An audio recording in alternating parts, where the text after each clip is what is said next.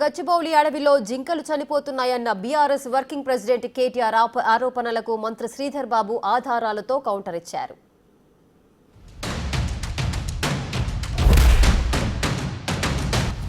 బయట అప్పు ఉడతలేదు అంటాడు, లోపలికి వచ్చి అప్పు చేసినా అంటాడు. బయటనేమో అది గవర్నమెంట్ భూమి అంటాడు, ఇక్కడికి వచ్చేమో ఇంకోటి చెప్తాడు. బయటనేమో అక్కడ ఆ జింకలు లేవు, ఏం లేవు, గుంట నక్కలు ఉన్నాయి అంటాడు.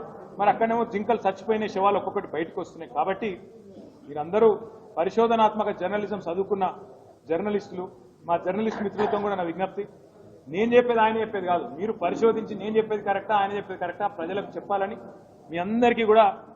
ప్రపంచవ్యాప్తంగా దుష్ప్రచారంతో సోషల్ మీడియాను ఉపయోగించుకొని ఏ విధంగా దుష్ప్రచారం చేసిన ఇది వైజాగ్కు సంబంధించి ఇది విశాఖపట్నంలో కమలికొండ దగ్గరలో వన్యప్రాణుల సంరక్షణ ప్రాంతంలో బయటికి వచ్చింది. ఇది ఏఐ జనరేటెడ్